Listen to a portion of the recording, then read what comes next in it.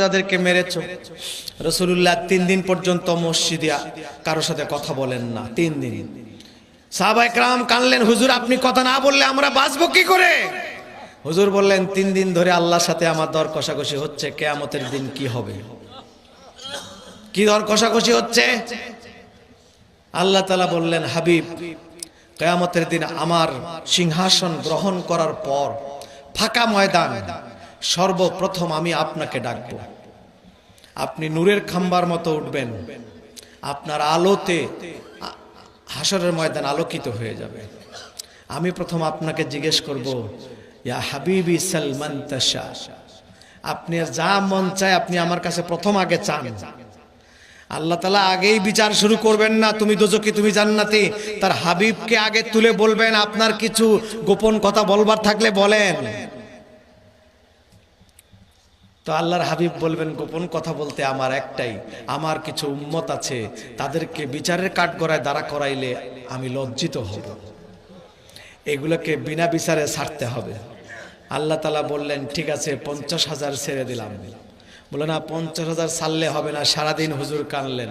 তার পরের দিন আল্লাহ বললেন, ঠিক আছে 50,000-এর প্রতি একজনকে আমি 50,000 করে সুপারিশ করার অনুমতি দিয়ে দিলাম। 50,000-কে আবার 50,000 দিয়ে গুণ দেন। গুণ দিলে দ্বিতীয় দিনে যা দাঁড়াইলো, রাসূলুল্লাহ বললেন, না আরো বেশি হবে, আমার এত চলবে না, আরো লাগবে। তো আল্লাহ তাআলা রহমতের দেরি হয়। আল্লাহ তাআলা ধৈর্যশালী, আল্লাহ তাআলা কি ধৈর্য, কিন্তু এক জায়গায় আল্লাহর ধৈর্য থাকে না, আল্লাহও বেদিশা হয়ে যান গা। সেটা হলো রাসূলুল্লাহ যদি আল্লাহর কাছে কিছু চায়, আল্লাহর আর ধৈর্য থাকে না। প্রমাণ কি? বাইতুল মুকাদ্দাসের দিকে নামাজ পড়ছেন, জোহরের নামাজ কয় রাকাত? 2 রাকাত শেষ হয়েছে। কয় রাকাত আছে? আত্তাহিয়াতুতে বসে মনে মনে বলছেন যে কাবায় আমার বুক পিট লাগে, আমার দাদা রাখলো জন্মের পর কাবাতে ভিটিতে আমাকে রাখলেন, সেই কাবাটা যদি আমার কেবলা হতো বড় মনটা ভালো লাগতো। আত্তাহিয়াতুতে বসে বসে ভাবছেন, আল্লাহর যদি ধৈর্যই থাকতো তাইলে আল্লাহ বলতেন, হাবিব 2 রাকাত নামাজ তো হয়েছে, আর 2 রাকাত আছে, ঠিক আছে জোহরের নামাজটা পড়েন, আসর থেকে নিয়ে ওই দিক পড়েন। ঠিক না বেঠিক? এটা ছিল যৌক্তিক। কিন্তু আল্লাহ কয় না, আমার ধৈর্য নাই, আপনি বাকি যে 2 রাকাত, এই 2 রাকাতও আপনি এদিক পড়তে পারবেন না, কাবার দিকে পড়েন। قد نرى تقلب وجهك في السماء فلنولينك قبلة ترضاها فول وجهك شطر المسجد الحرام। বাকি 2 রাকাত আমার আর সয় না, আমার ধৈর্য হারিয়েছি, ওই বাকি 2 রাকাত আপনি আল্লাহ আমার এই ঘরের দিকে পড়েন। ওটাও আমার ঘর, এটাও আমার ঘর, ওটাও আমার কেবলা, এটাও আমার কেবলা। আপনার কাছে ভালো লাগছে, আমি আর সইতে পারি, শিগগির এক্ষুনি ঘুরেন, ফাওয়াল্লি ওয়াজহাকা, তাড়াতাড়ি ঘুরেন। এটা কি ধৈর্যের পরিচয় হলো? ধৈর্যের পরিচয় ছিল যে জোহরের নামাজ 4 রাকাত তো পড়েই ফেলাইছেন, 2 রাকাত আর 2 রাকাত আছে, এই 2 রাকাত পড়েন, আসরের সময় এদিকে পড়েন। কিন্তু 2 রাকাত হয়ে গেছে, আর 2 রাকাত আমি আর সইতে পারলাম না, বাকি 2 রাকাত ওদিকে যাবে। সাহাবায়ে কেরামের আদব কি দেখেন, রাসূলুল্লাহ নামাজ থেকে উঠে হাঁটে হাঁটে আসতেছেন, আমরা হইলে বলতাম, হুজুর আল্লাহু আকবার, থামেন, এইদিকে কেবলা, ওদিক কই যান? কিন্তু সাহাবায়ে কেরাম রাডারের মতো, হুজুর যেদিকে যাচ্ছে ওরা বসে বসে খালি ওদিক ঘুরতেছে, হুজুর যেদিকে যাচ্ছে ওদিক বসে বসে ঘুরতেছে, নোটক। হুজুর যায় যখন ওই দিকে বসলেন, সাহাবায়ে কেরাম অ্যাবাউট টার্ন, ইউ টার্ন হয়ে গেল হুজুরের পিছনে। ছিল এই দিকে, হলো কোন দিকে? উল্টা দিকে। হুজুর নামাজ পড়ায় শেষ করলেন, এত বড় একটা কাণ্ড। হুজুর 2 রাকাত একদিকে পড়লেন, 2 রাকাত আরেক দিক পড়লেন, এই এত বড় একটা কাণ্ড। আমরা যদি হইতাম সালাম ফিরাইতে দেরি, হুজুরকে প্রশ্ন করতে আর দেরি নেই, হুজুর কামটা কি করলেন আজকে? হ্যাঁ, সোজা দেন তাড়াতাড়ি। কিন্তু সাহাবীর আদব কি দেখেন, 2 দিকে নামাজ পড়লো, কিন্তু যে যেখানে বসে আছে চুপ করে বসে আছে, কিছু কয় না। হুজুর বলতেছে, এরকম হাঁটাহাঁটি করে আমি নামাজ পড়লাম 2 দিকে, তোরা কিছু বললি না? কইলা আল্লাহু ওয়া রাসূলুহু আলাম। আপনি জানেন, আল্লাহ জানলেই যথেষ্ট। আমাদের আপনি ঘুরছেন, আমরা ঘুরছি, আমাদের জানার দরকার নাই। এই ছিল সাহাবীর প্রেম, এই ছিল সাহাবীর আদব।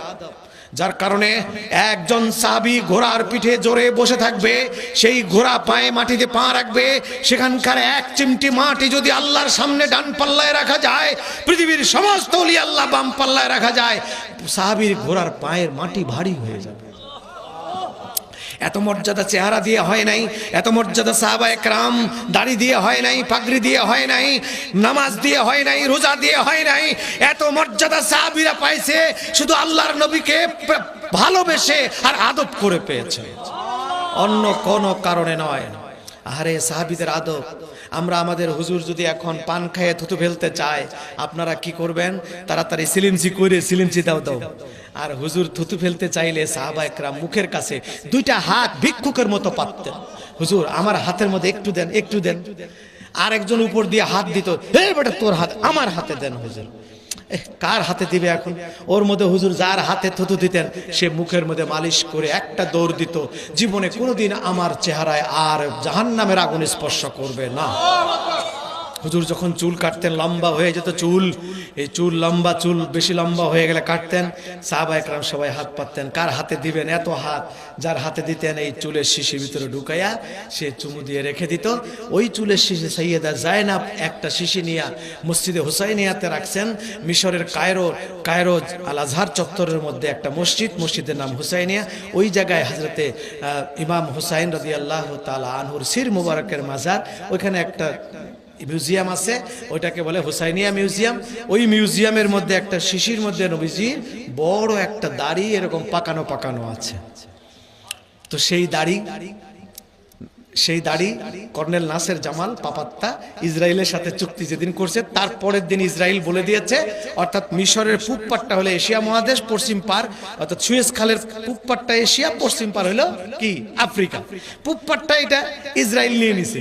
ইসরায়েলের কাছ থেকে এটা নেওয়ার জন্য সে কাফনের কাপড় পরে ইসরায়েলে গিয়ে বলছে, ভাই পূব পাটটা আমাকে না দিলে আমি বাঁচবো না, কারণ সুয়েজ খালের মধ্যে পড়ছে, সুয়েজ খালের ইনকাম ছাড়া মিশর বাঁচবে না। তখন ইসরায়েল বলল, তোমার তিনটা চুক্তি করতে হইব।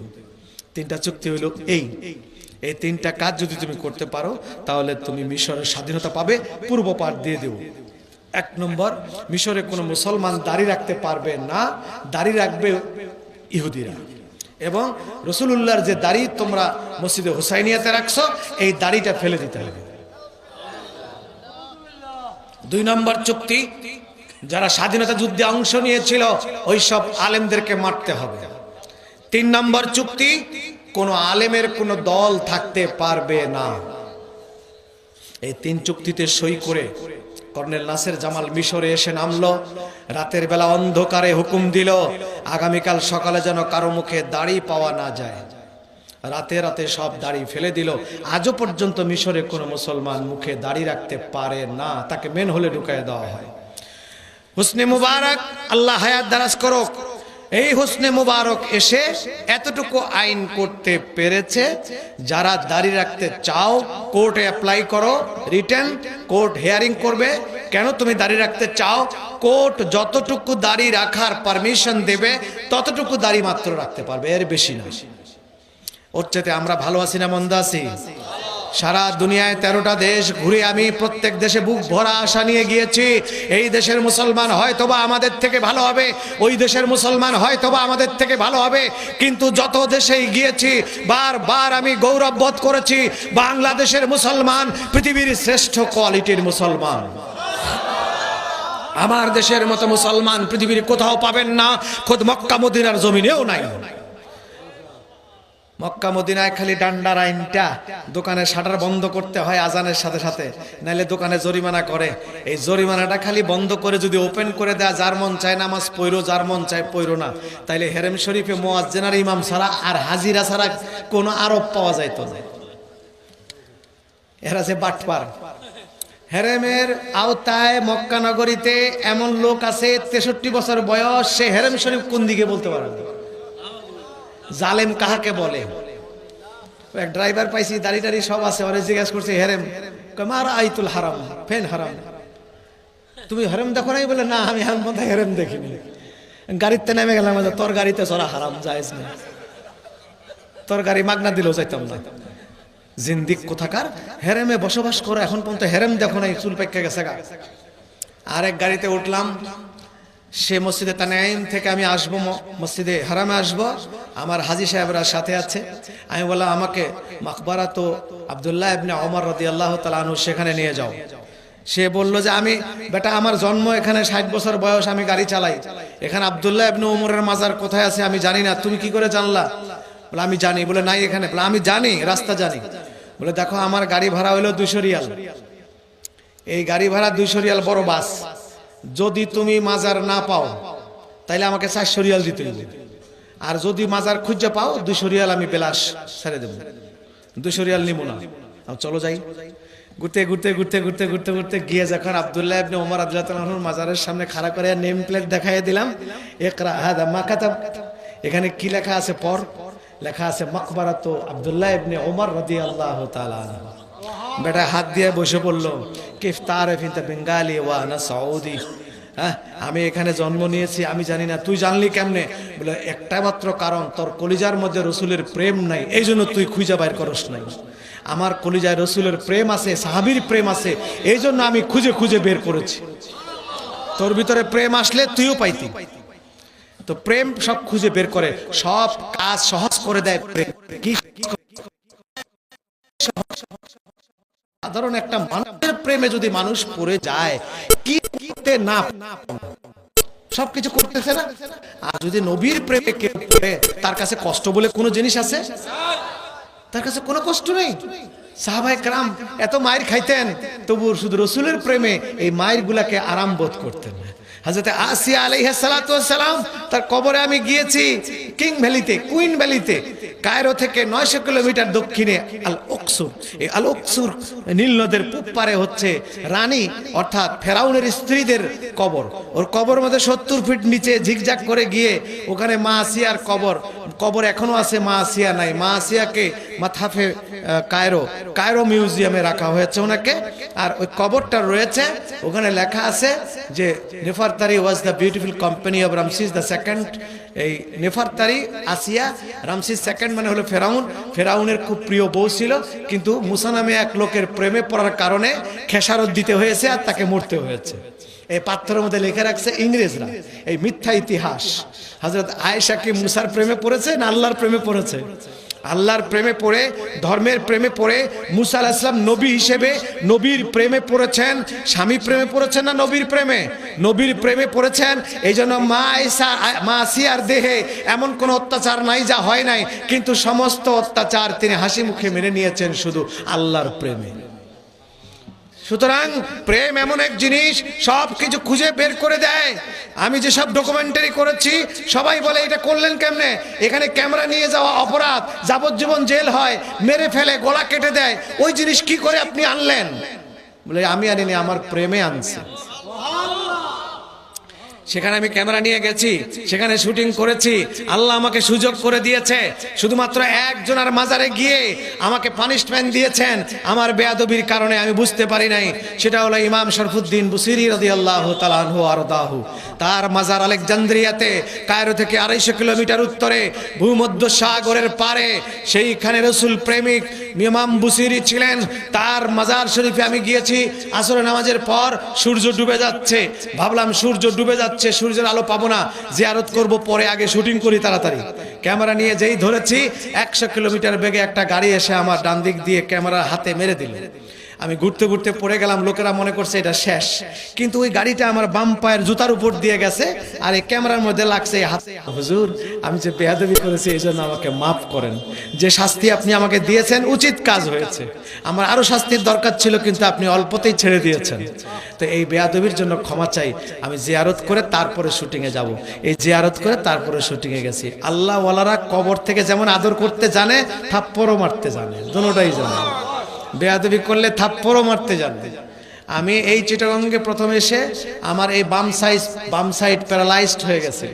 এখানে ব্যথা হতে হতে হতে হতে হতে হতে উঠাতে পারি না, নামাতে পারি না। আমি ঢাকা থেকে আসছি, হাত এইভাবে ধরে আসছে গাড়িতে, আমি কোনো রকমই সহ্য করতে পারছিলাম না। এই অবস্থা হয়ে গেল। আমি এখানে শাহ আমানত রহমতুল্লাহ আলাইহ তার মাজার জিয়ারত করতে গিয়ে দাঁড়াইয়া জিয়ারত করে এক পর্যায়ে হঠাৎ করে বলছি, হুজুর আমার হাতের ব্যথায় আমি বাঁচি না, আমার খুব কষ্ট হচ্ছে, হুজুর একটু দোয়া করেন আমার হাতটা যদি ভালো হতো। সেখান থেকে হোটেলে আসতে আসতে আমার হাত ভালো হয়ে গেল, আজও ভালো।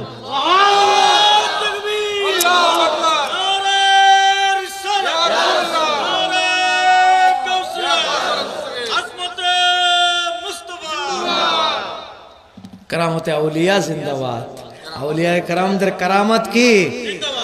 কারামত জীবিত থাকতে কারামত, ওনারা ইন্তেকালের পর কারামত দেখাতে পারেন না। এই তার কেতাবাদি নয়, আমি হুবহু সাক্ষী, আজও আমার হাত ভালো। আমি হোটেলে এসে আমার ওয়াইফকে বললাম, আমার ওয়াইফকে নিয়ে এসেছিলাম, ওইবার বাচ্চা নিয়ে আসছিলাম সবাই জিয়ারত করতে, এবার অনেক আগের, তখন আপনাদের সাথে আমার পরিচয় হয়নি। তখন আমি আমার ওয়াইফকে বললাম, আচ্ছা আমি কিছু বুঝলাম না একটা কথা, আমি এই যে হাতটা নিয়ে আসলাম। বলে হ্যাঁ, তুমি তো হাতের ব্যথায় খুব কাতর ছিলে। বলে আমি ওনার মাজারে গিয়ে খালি বললাম যে হুজুর একটু দোয়া করেন, আমি হাতটা খুব কষ্ট পাচ্ছি, আমার হাত কেমন জানি ভালো লাগতেছে, এখন ভালো লাগলো ভালো হয়ে গেল। কি আশ্চর্য! কিন্তু এরপর আমি আরো বহু লোককে পাঠিয়েছি যে আপনার এই সমস্যা, ওখানে যাই একটু বলেন তো ভালো হয়।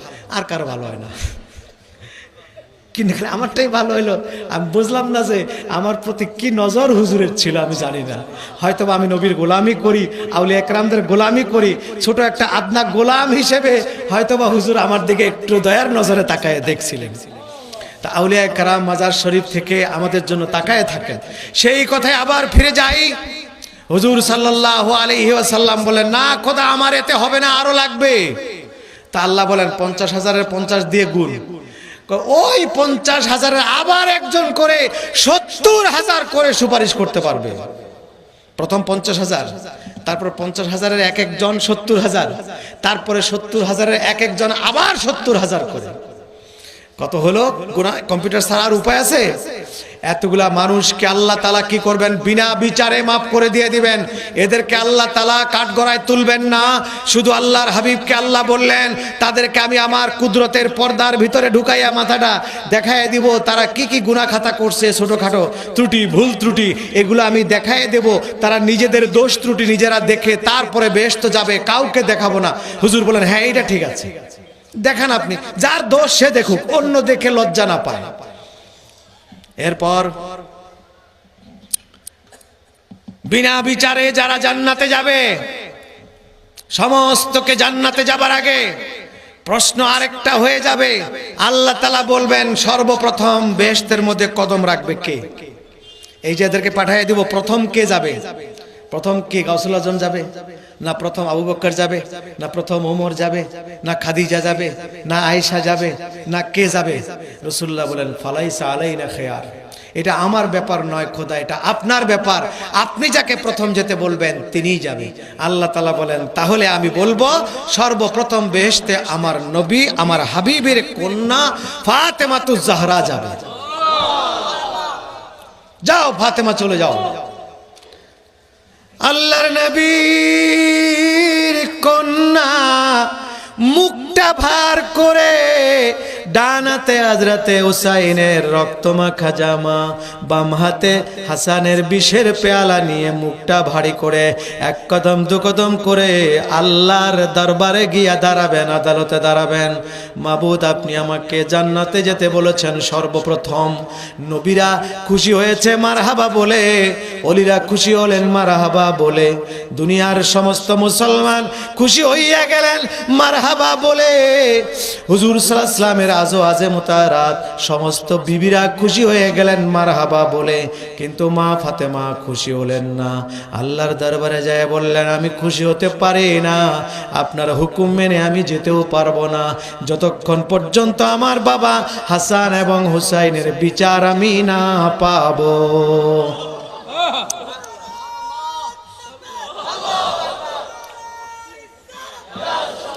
হয়েছে?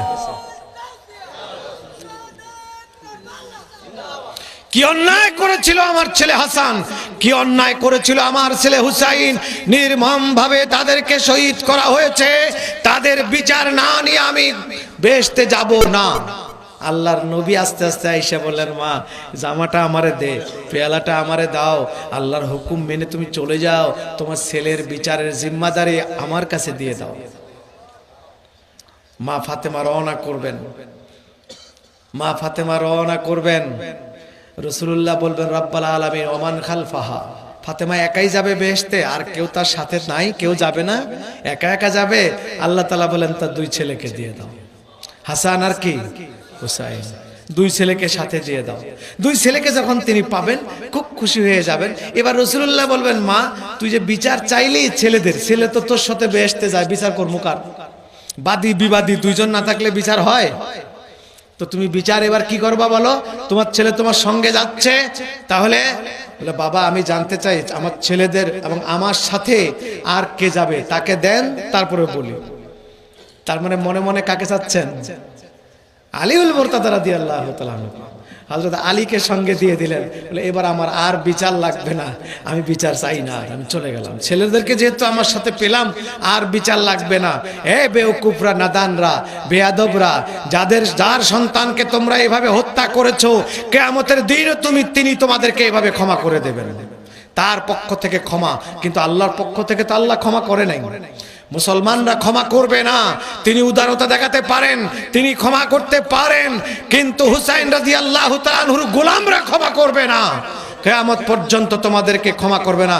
আল্লাহর কাছে আমরা বিচার চাইবো তোমাদের জন্য। তামাম নবীরা, তামাম ওলিরা, তারা সবাই খুশি হইয়া যায়, আর এইভাবে বিচার কাজ চলে গেল।